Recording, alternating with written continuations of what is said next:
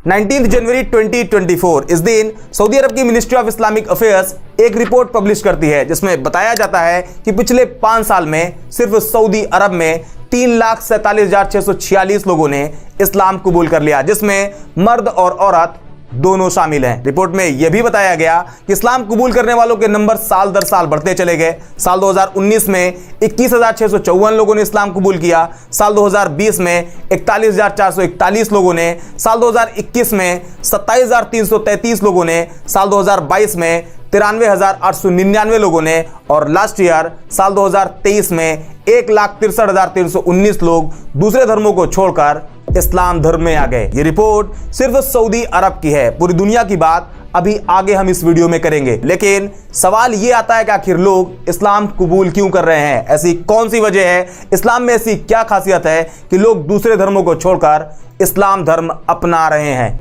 दुनिया भर में इस्लाम के खिलाफ इतनी नफरत फैली हुई है जिसको हम बता नहीं सकते हैं। फिर भी अगर कोई धर्म जो सबसे तेजी से बढ़ रहा है वो इस्लाम है। आखिर इस्लाम की इतनी तेजी से जो बढ़ती हुई ग्रोथ है, इसकी वजह क्या है? एक अल्लाह पे ईमान रखने वाले दोस्तों, भाइयों बहनों, आइए एक साथ जुड़िए और इत्मीनान से इस वीडियो को देखिए। नमस्कार, सत श्री अकाल, अस्सलाम वालेकुम। मैं शान अंसारी, इंडिया से। अगर मुझसे ये सवाल किया जाए कि इस्लामोफोबिया इतना बढ़ रहा है फिर भी इस्लाम बहुत तेजी से ग्रो कर रहा है, तो मेरा जवाब ये होगा कि अल्लाह के दीन की बात ही कुछ ऐसी है जो इस कदर तेजी से बढ़ रहा है और जितना ही इसको दबाने की कोशिश की जाएगी वो उतना ही उभर के आएगा। इस्लाम हर मुश्किल के बाद भी कितनी तेजी से उभर के आ रहा है। जाहिल और जालिम लोग कितनी भी कोशिश कर लें, कितनी भी ताकत लगा लें, लेकिन इसको दबा नहीं सकते। और लेकिन कयामत तक इस दीन को कोई खत्म नहीं कर सकता है, क्योंकि इसको अल्लाह ने खुद ही भेजा है और कुरान शरीफ में अल्लाह का कलाम है जिसे कोई खत्म नहीं कर सकता। अल्लाह खुद अपने दीन की हिफाजत करते हैं और हमें साफ तौर पे दिखाई भी देता है। तो चलिए सबसे पहले हम MC राज भाई की वीडियो देखते हैं, फिर उस पे विस्तार पे चर्चा करते हैं।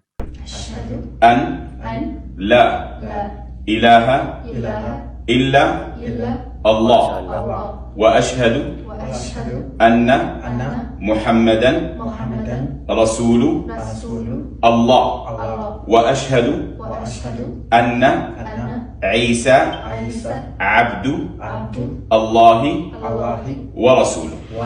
इस वीडियो में अभी आपने देखा कि एक पूरी फैमिली इस्लाम की सच्चाई से अट्रैक्ट होकर इस्लाम कबूल कर रही है और ये कोई अकेली वीडियो नहीं है। इस तरह की बहुत सी वीडियो रोजाना सोशल मीडिया पर वायरल होती है जिसमें लोगों को कलमा पढ़कर इस्लाम कबूल करते देखा जाता है। उसमें कई ऐसे लोग भी होते हैं जो पूरी दुनिया में पॉपुलर होते हैं, उनके पास अच्छी खासी फैन फॉलोइंग भी होती है, उनकी पर्सनल लाइफ का असर एक बड़ी पॉपुलेशन पर पड़ता है। कुछ नाम आपको बताता हूं। अमेरिका और रशिया दोनों कंट्री की नागरिकता रखने वाले MMA fighter Jeff Monson, British actress Aisha Rosalie, Australian church के पादरी Gold David, Australian UFC fighter Jack Matthews, Spanish football player Jose Ignacio, Korean pop singer J Kim, American boxing champion Gervonta Davis. ऐसे बहुत से famous नाम हैं जिन्होंने इस्लाम कबूल कर लिया। और जब कोई ऐसा फेमस इंसान इस्लाम कबूल करता है तो उसका इंपैक्ट सोसाइटी के एक बड़े हिस्से पर पड़ता है। उस फेमस इंसान को फॉलो करने वाले लोग इस्लाम के बारे में जानना और पढ़ना शुरू करते हैं और उसमें भी बहुत से लोग ऐसे होते हैं जो इस्लाम कबूल कर लेते हैं। हाँ, वो अलग बात है कि उनका नाम सोशल मीडिया पर वायरल नहीं हो पाता, उन्हें सोशल प्लेटफॉर्म पर वो जगह नहीं मिल पाती, लेकिन हर रोज बहुत से ऐसे लोग हैं जो इस्लाम एक्सेप्ट कर रहे हैं। यही वजह है कि प्यू रिसर्च सेंटर की एक स्टडी बताती है कि साल 2060 तक वर्ल्ड पॉपुलेशन में 32% का इंक्रीज आएगा और दुनिया की टोटल पॉपुलेशन 9.6 बिलियन हो जाएगी। सेम पीरियड में मुस्लिम पॉपुलेशन वर्ल्ड पॉपुलेशन के एवरेज से 2 गुनी स्पीड से भी ज्यादा, करीब 70% तेजी से आगे बढ़ेगी और पूरी दुनिया में मुस्लिम पॉपुलेशन 3 बिलियन मार्क को क्रॉस कर जाएगी, यानी टोटल वर्ल्ड पॉपुलेशन का 31%। जबकि अगर इसे क्रिश्चियन के साथ कंपेयर करें तो सेम टाइम पीरियड में क्रिश्चियन पॉपुलेशन में 34% का इंक्रीज आएगा।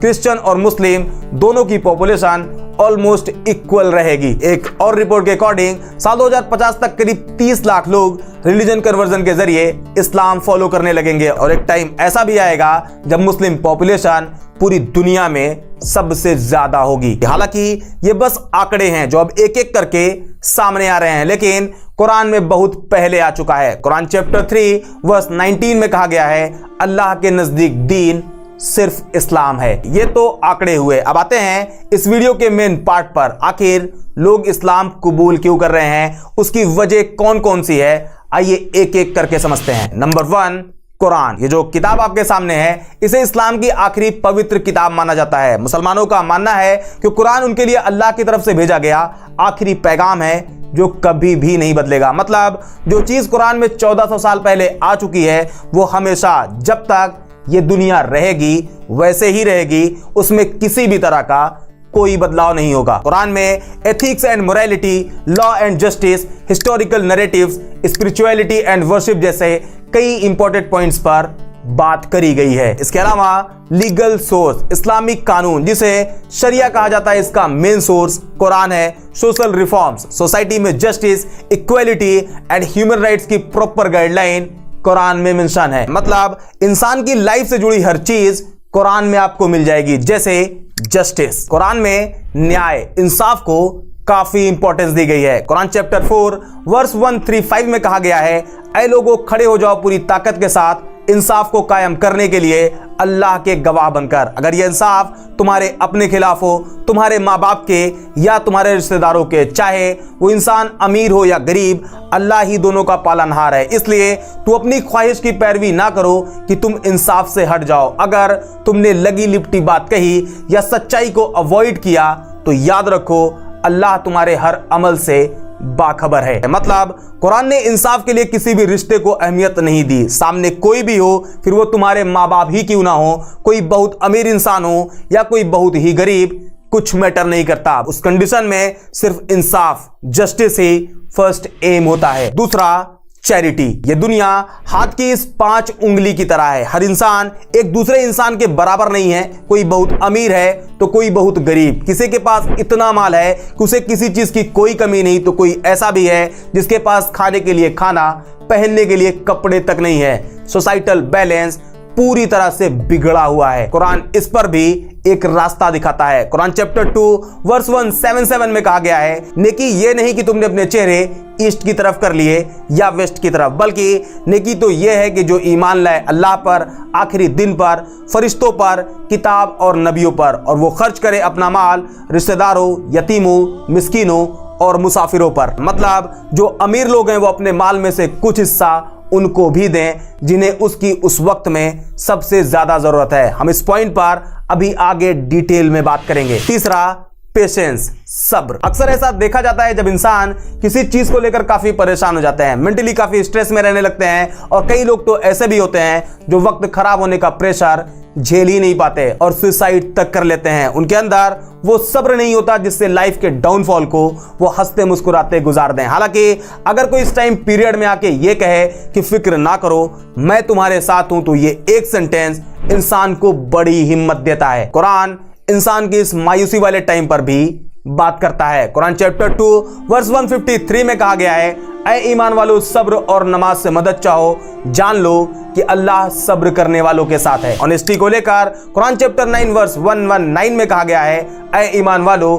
अल्लाह से डरो और सच्चे लोगों का साथ दो। एक और इंपॉर्टेंट पॉइंट, इक्वालिटी। आज भी लोगों को ऊंच नीच, ऊंची जाति नीची जाति कहकर डिस्क्रिमिनेट किया जाता है। लोग नीची जाति कहकर उनके यहाँ का पानी तक नहीं पीते हैं, लेकिन कुरान इसके जस्ट अपोजिट कहता है। कुरान चैप्टर 9 वर्स 13 में कहा गया है, ऐ लोगों हमने तुम्हें पैदा किया एक मर्द और एक औरत से, और हमने तुम्हें अलग अलग कबीलों में बांट दिया ताकि तुम्हारी पहचान हो सके। यकीनन तुम में सबसे ज्यादा इज्जत वाला अल्लाह के यहाँ वो है जो सबसे ज्यादा परहेजगार है। कुरान ये साफ साफ कहता है कि इस्लाम में कोई भी कास्ट बेसिस पर बड़ा छोटा नहीं। हालांकि इसमें एक डिटेल वीडियो मेरे इसी चैनल पर मौजूद है, अगर आपने नहीं देखी है तो जरूर देखें। आपको उस वीडियो में क्लियर कट समझ में आ जाएगा कि इस्लाम में कास्ट सिस्टम एग्जिस्ट ही नहीं करता। टॉपिक पर वापस आए तो कुरान के जो पॉइंट्स अभी आपको बताए, ये कुरान की 6236 वर्ष में सिर्फ 5 है। ऐसे में जब कोई नॉन मुस्लिम कुरान को पढ़ना शुरू करता है और उसे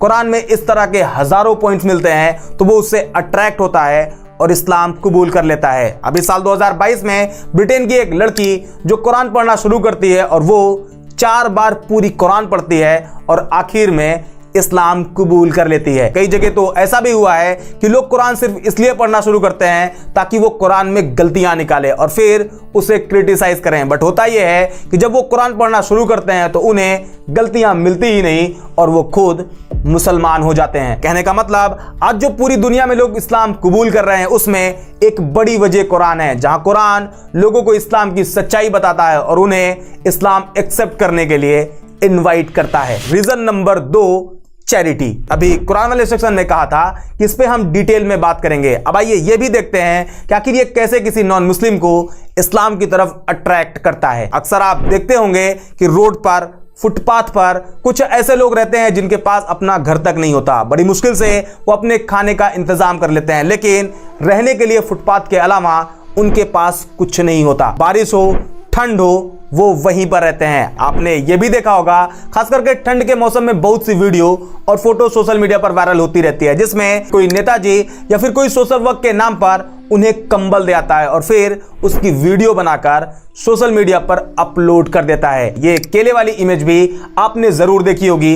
केले तो सिर्फ 2 हैं लेकिन देने वाले 4 हैं। अब ये इमेज देखें, यहां केला तो सिर्फ 1 है जबकि डोनेट करने वालों की गिनती आप खुद कर सकते हो। कहने का मतलब आज के टाइम पर चैरिटी कम होती है जबकि उसका एडवर्टीजमेंट बहुत ज्यादा होता है। लेकिन जब आप चैरिटी के कॉन्सेप्ट को इस्लाम के पर्सपेक्टिव से देखते हो तो इमेज कुछ और निकलकर सामने आती है। आइए अब इसे समझते हैं। जैसा कि भी बताया, कुरान चैप्टर 2 वर्स 177 में कहा गया है, नेकी ये नहीं कि तुमने अपने चेहरे ईस्ट की तरफ कर लिए या वेस्ट की तरफ, बल्कि नेकी तो ये है कि जो ईमान लाए अल्लाह पर, आखिरी दिन पर, फरिश्तों पर, किताब और नबियों पर, और वो खर्च करे अपना माल रिश्तेदारों, यतीमों, मिस्कीनों और मुसाफिरों पर। इसी को फॉलो करते हुए इस्लाम में फाइनेंशियली कमजोर लोगों के लिए एक सिस्टम बनाया गया है। कई अलग अलग तरीके बताए गए हैं, कानून बनाए गए हैं जिससे कमजोर और गरीब लोग भी भूखे ना रहें। नंबर 1, ज़कात। इस्लाम के जो 5 पिलर्स हैं उसमें एक है ज़कात। अब ये ज़कात क्या है,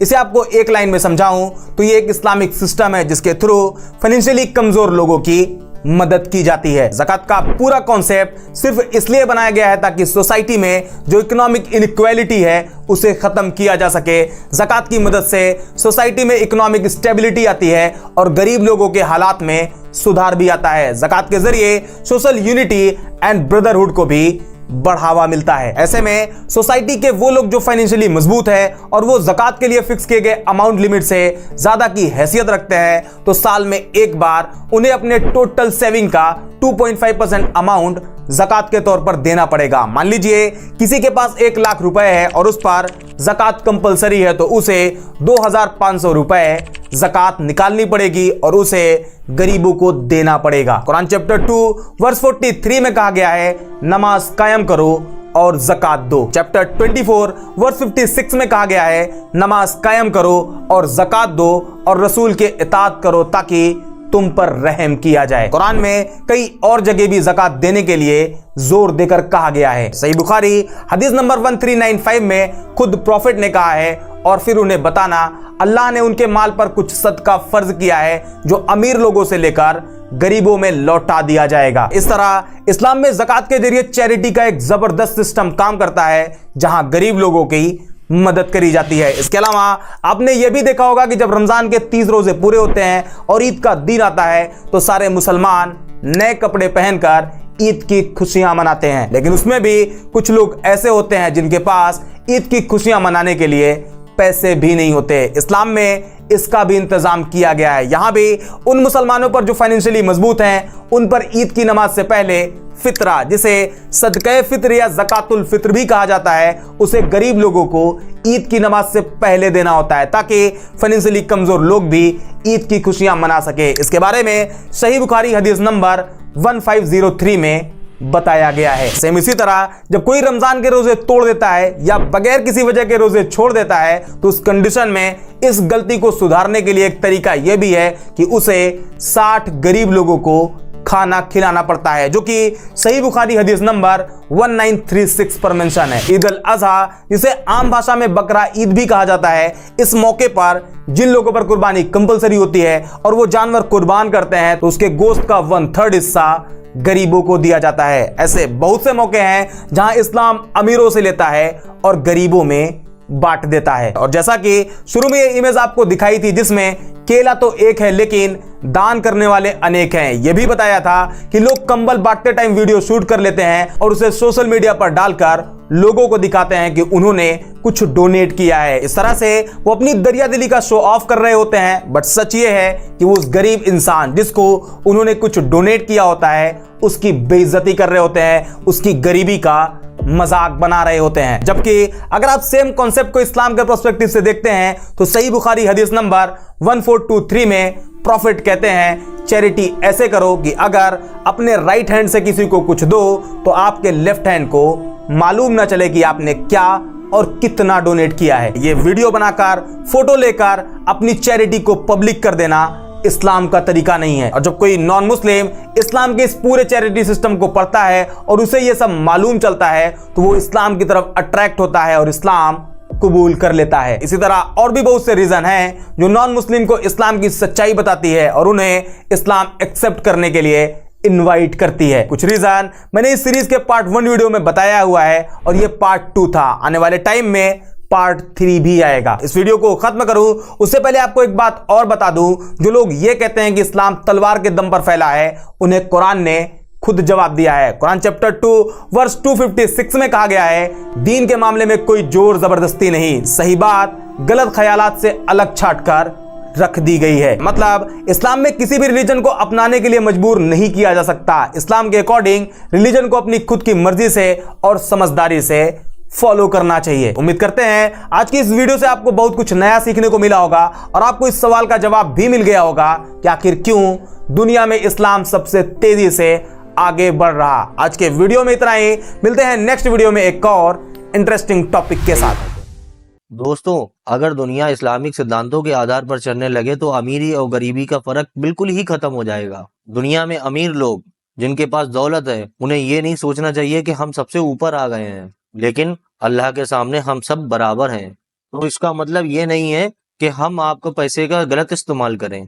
अगर हमें कोई विशेष अधिकार और विशेष सुविधा दी गई है तो उसका मतलब ये नहीं है कि हम उसका गलत इस्तेमाल करें। यही अल्लाह का पैगाम है। भाई ने हमें बहुत अच्छे तरीके से बहुत विस्तार में समझाया है।